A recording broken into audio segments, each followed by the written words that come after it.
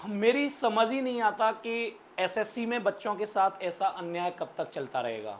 मैं भी बहुत सारे बच्चों को ऑफलाइन पढ़ा रहा हूँ, ऑनलाइन पढ़ा रहा हूँ, लेकिन मेरे अंदर अब किस तरीके की संतुष्टि आएगी कि मैं बच्चों को कब उनकी ड्रीम जॉब दिलवा पाऊंगा। सारी मेहनत बेकार होती हुई दिखती है जब एसएससी की तरफ से ऐसा कोई काम हो जाता है जिसको शर्म से मुझे भी कहना पड़ रहा है कि ये तो सीधा सीधा स्कैम है। मुझे भी ऐसा लिखना पड़ रहा है कि शर्म करो एसएससी। स्टाफ सिलेक्शन कमीशन ये भारत सरकार का एक छोटा कोई यूनिट नहीं है, ये एक बहुत बड़ा अपने आप में डिपार्टमेंट है जो बहुत सारे बच्चों की जिंदगी को दांव पे लगा के रखता है। बहुत दुख होता है जब हम हजारों बच्चों को शिक्षा देते हैं और उन हजारों बच्चों के पेरेंट्स हमसे एक ऐसी उम्मीद लगा के बैठते हैं कि नहीं गुरुजी आप ही मेरे बच्चे को जॉब लगवाओगे, और जब हम उस बच्चे के साथ मेहनत करते हैं तो लास्ट में हम मात खा जाते हैं सिस्टम की थोड़ी सी कमी से। जब से फाइनल आंसर की आउट हुई है मैं पूरे तरीके से सदमे में हूं कि ये चल क्या रहा है यार। इसका मतलब तो हम कभी सफलता दिला ही नहीं पाएंगे बच्चों को, है ना। कुछ समझ ही नहीं आ रहा है चल क्या रहा है, बच्चों के साथ अन्याय हो रहा है। मुझे भी लिखना पड़ गया कि एसएससी सीजीएल 2024 स्कैम का बाप है। क्या किया जाए यार, और रास्ता क्या है हमारे पास, हम क्या ही कर सकते हैं। आप मुझे बताइए, पहले तो दिमाग खराब तब होता है जब एसएससी क्वेश्चन पूछती है कि डीजे वाले बाबू गाना बजा दे। बताइए उसके रैपर ने कौन सा डेब्यू किया था। लंदन ठुमकता का बता दो, 28 गाने एक दिन में रिकॉर्ड किए थे, उसका रिकॉर्ड बता दो भैया। ये रिकॉर्ड बनाया गया था एक दिन में।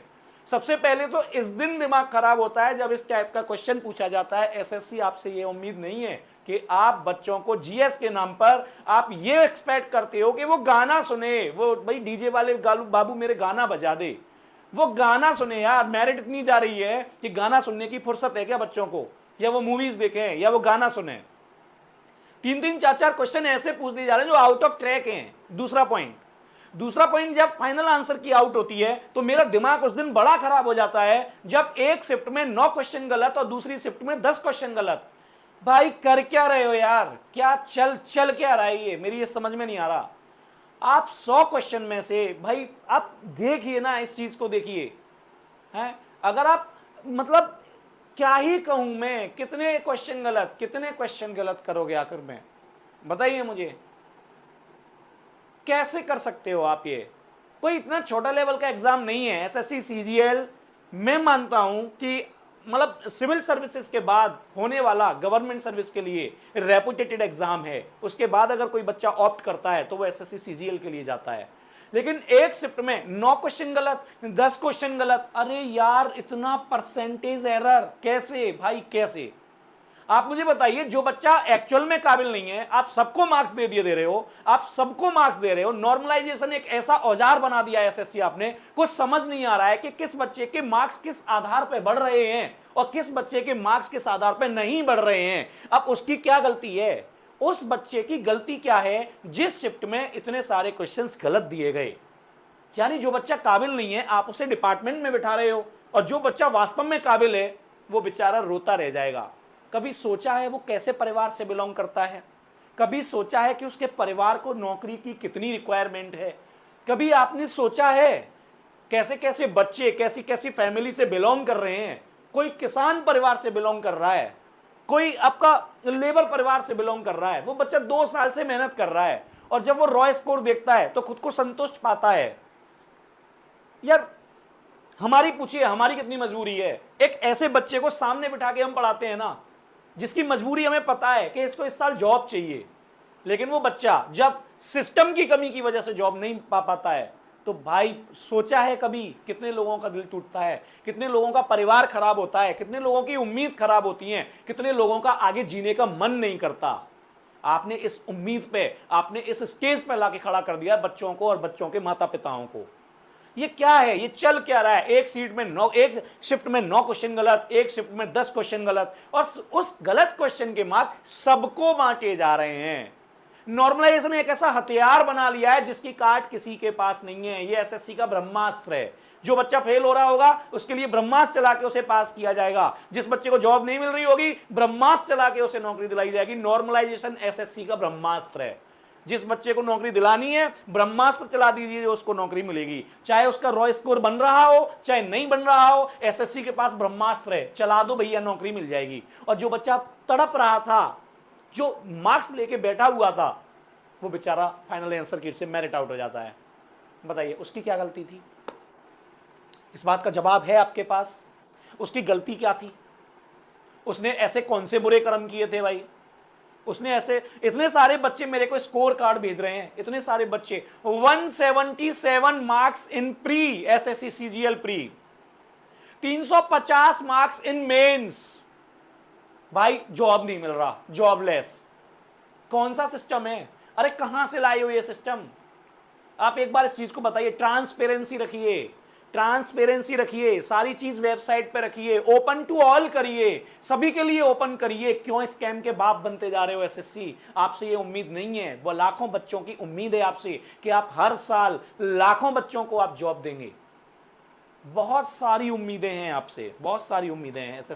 एसएससी से बहुत लोगों की उम्मीदें हैं, बहुत सारे परिवारों की उम्मीदें हैं। उन्होंने बच्चों को वनवास में छोड़ रखा है कि आप एसएससी की तैयारी करिए, क्योंकि एसएससी ही भारत सरकार का एक ऐसा उपक्रम है जो आपको टाइमली और हर साल गवर्नमेंट सर्विस देगा। हर माता पिता का यह विश्वास है, उस विश्वास के साथ खिलवाड़ मत करिए, लोगों की फीलिंग्स के साथ मत खेलिए, ऐसा मत करिए। कोई जवाब है आपके पास? नॉर्मलाइजेशन को यूं हथियार मत बनाइए। बहुत सारे परिवार खराब हो रहे हैं इसकी वजह से। बहुत सारे बच्चे इतने नीडी थे, क्वेश्चंस अपने स्कोर कार्ड भेज रहे हैं, क्वेश्चंस भेज रहे हैं कि ये सब क्वेश्चन गलत है, अपने स्कोर कार्ड भेज रहे हैं कि कैसे क्या होगा। बच्चा कह रहा है कि सर मेरी ही शिफ्ट में पेपर दिया है, मुझसे कम मार्क्स हैं, उसको ऑडिटर मिल गया, मुझे कुछ भी नहीं मिला है। ऐसा कैसे? ऐसा नहीं होना चाहिए और ये बिल्कुल गलत है। अगर ये हो रहा है तो ये बिल्कुल गलत है। मेरी आपसे हाथ जोड़ के विनती है, इस स्कैम का पर्दाफाश किया जाए और जो भी हो सकता है, री एग्जाम होना है तो री एग्जाम कराया जाए।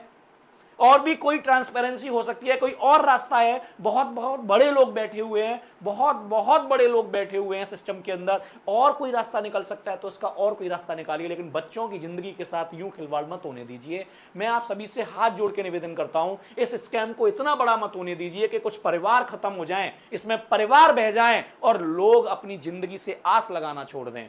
बहुत मेहनत कराते हैं। एक टीचर से पूछिए कि जब एक टीचर का बच्चा जब उम्मीद के साथ होता है कि ये इस बार जॉब लगेगा और वो सिस्टम की वजह से जब फेल होता है ना, वो सिस्टम की वजह से जब बाहर जाता है, तो एक टीचर की नजरें किस प्रकार झुकती हैं उस बच्चे के परिवार के सामने। इस प्रकार मत होने दीजिए, मत होने दीजिए आप। ये सिस्टम से मेरी गुजारिश है, भारत सरकार से मेरी गुजारिश है, एसएससी से मेरी गुजारिश है, एसएससी चीफ महोदय से मेरी गुजारिश है कि इस चीज की ट्रांसपेरेंसी लेके आइए। ये जो चल रहा है ये मत होने दीजिए, बच्चों के साथ अन्याय मत होने दीजिए। बहुत बेचारे बच्चों को नीड है इस समय, बहुत नीड है। बहुत ऐसे ऐसे परिवार के बच्चे ट्रस्ट कर रहे हैं। हम बच्चों से बोल रहे हैं कि नहीं, एसएससी से ज्यादा ट्रस्टवर्दी कोई डिपार्टमेंट नहीं है जो आपको समय से जॉब देगा और ट्रांसपेरेंसी के साथ आपको जॉब मिलेगी। ऐसा मत करिए, ऐसी उम्मीदों को मत टूटने दीजिए।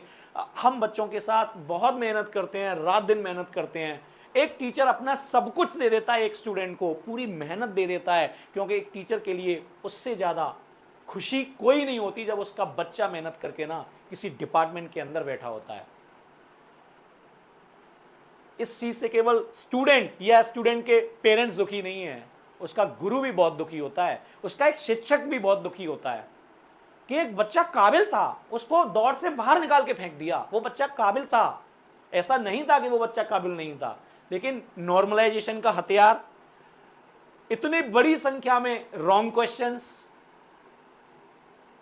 क्या ही होगा पता ही नहीं। नॉर्मलाइजेशन की ट्रांसपेरेंसी को लेके आइए। ऐसा कौन सा आधार है जिस आधार पे बच्चों के मार्क्स बढ़े या जिस आधार पे कुछ बच्चों के मार्क्स नहीं बढ़े? उस ट्रांसपेरेंसी को लेके आइए, उसकी जरूरत है, सिस्टम को जरूरत है। हर बच्चे को यह हक है जानने का कि मेरे मार्क्स क्यों नहीं बढ़े, इसका रीजन क्या था। मेरी शिफ्ट में एक दूसरा बच्चा बैठता है, उसके मार्क्स क्यों बढ़े, ये हर बच्चे का हक है, हर बच्चा जानना चाहता है। मेक इट ट्रांसपेरेंट, इसको ट्रांसपेरेंसी में रखिए।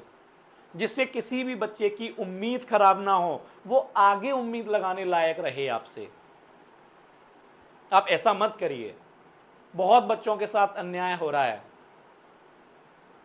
दुनिया इसे स्कैम का नाम दे रही है। मुझे अच्छा नहीं लगता कि एसएससी जैसे उपक्रम को कोई स्कैम का नाम दे।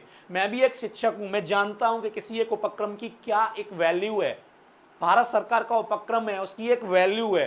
कोई भी आके यूं स्कैम बोल दे रहा है, मुझे भी यहां लिखना पड़ रहा है, मैं क्या करूं बताइए आप। लेकिन इन चीजों से लड़ना तो पड़ेगा ना। सिस्टम से मेरी हाथ जोड़ के गुजारिश है कि जो भी, भारत सरकार से मेरी हाथ जोड़ के गुजारिश है, एसएससी के चीफ महोदय से मेरी गुजारिश है कि जो भी इसमें ट्रांसपेरेंसी हो सकती है उस ट्रांसपेरेंसी को लाया जाए। हर बच्चे को यह पता हो कि नॉर्मलाइजेशन का हथियार किस तरीके से यूज हो रहा है, किसको मार्क्स किस आधार पर मिल रहे हैं, किसको किस आधार पर मार्क्स नहीं मिल रहे हैं। अगर सिस्टम को लगता है कि एग्जाम री होना चाहिए तो री एग्जाम कराया जाए, बिकॉज उन बच्चों का एक साल वापस नहीं आएगा जिनको पूरी उम्मीद थी कि मैं इस बार सेलेक्ट हो जाऊंगा और सिस्टम की कमी की वजह से वो फेल हो गया। मैं समझता हूं, इस बात को भी समझता हूं कि एसएससी के लिए एक बहुत बड़ा टास्क है कि 30 लाख बच्चों का एग्जाम कराना, अलग अलग जगह पर अलग अलग सिचुएशंस में। ठीक है, वेरिएशंस होते हैं एग्जाम में और उसके लिए नॉर्मलाइजेशन हथियार का यूज करना पड़ता है, लेकिन उसके स्टेटस को, उसके तरीके को ट्रांसपेरेंट करिए, ट्रांसपेरेंसी में लेके आइए। हर स्टूडेंट जाने इस चीज को कि उसका मार्क्स क्यों नहीं बढ़ा है, जिससे कि सभी बच्चों का दिल ना टूटे। अरे इतने सारे मैसेजेस आ रहे हैं, इतने सारे स्कोर कार्ड भेज रहे हैं बच्चे, इतनी सारी, मतलब क्या ही बताऊं, रोते हैं, बात करते हुए रोते हैं। देखा नहीं जाता, एक शिक्षक से अपने बच्चे का रोना नहीं देखा जाता, नहीं देखा जाता। एक शिक्षक से अपने बच्चे का रोना नहीं देखा जाता। इस बात को आप बस समझ लीजिए, नहीं देखा जाता। 1 साल 2 साल बहुत मेहनत करके बच्चा इस मुकाम पे पहुंचा है कि वो 332 340 मार्क्स लेके आ रहा है, लेकिन जब उसको कुछ नहीं मिलता है, क्यों? उसे कम वाले को मतलब जॉब मिल जा रहा है, क्यों? मेरा हाथ जोड़ के निवेदन है भारत सरकार से, एसएससी चीफ महोदया से और इस सिस्टम से कि सारी चीज़ों को एक ट्रांसपेरेंसी में लाया जाए, जिससे कि हर बच्चे को अपनी कमी और जो भी शायद उसने गलती की हो, मैं नहीं कह रहा, उनका उसे पता चले, जिससे कि बहुत सारे परिवार, बहुत सारे बच्चों का भविष्य सुधरेगा और ऐसी जो सिचुएशंस इस बार बनी वो आगे नहीं होंगी। बस इतना निवेदन है। Thank you. जय हिंद।